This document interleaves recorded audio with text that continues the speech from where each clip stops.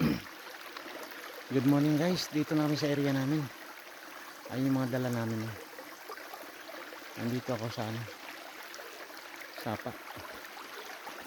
Yan. Ito yung ito yung area na kinakopra namin. Yung mga nagkokopra nandun sa unahan. Ayan yung mga bunot ko. So, pupunta ako ngayon doon, titingnan ko sila.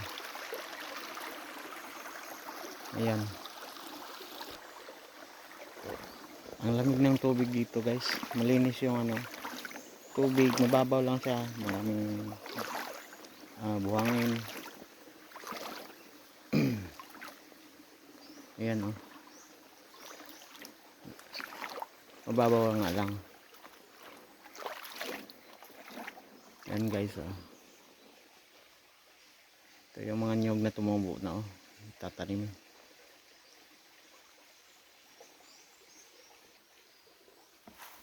Ayan guys. Itong nasa gilid ko, itak to. Ito yung tinatawag namin dito sa Mindanao na barong. Hindi ko lang pwede bunutin. Bawal yata. Nagdadala kami ng itak kasi in case na may mga ahas or ano man dyan. May mga gamit dyan. Ito talagang lagi kong binibitbit pag pupunta ko itong mga itong bundok. Pagod. Yan guys oh.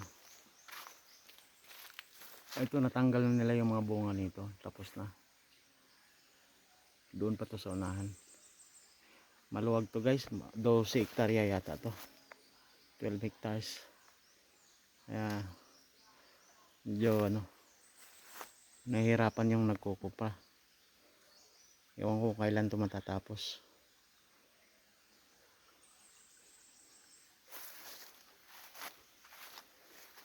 Gusto kong maligo dito guys oh. Ang lamig ng tubig. Ayan oh. Kaso lang wala akong extra damit. So hanggang dito na lang guys. Huwag niyong kalimutan na hingi sana akong pabor sa inyo. Subscribe, like and share. Malaking tulong na yan sa akin guys. Habang nakatambay ako dito sa amin, wala kasi akong work. Umalis na ako sa work ko sa Maynila. So nandito ako ngayon sa probinsya namin. Shoutout sa lahat mga naka-subscribe sa akin, sa lahat ng mga friend ko dyan sa Manila. Shoutout sa inyo lahat. Thank you very much. At saka yung mga nag-view sa akin na nasa US, tsaka India, nag-view sila sa video. Maraming salamat. Thank you so much. English natin, thank you so much. Hindi nila maintindihan pala pag Tagalog. Salamat, bye.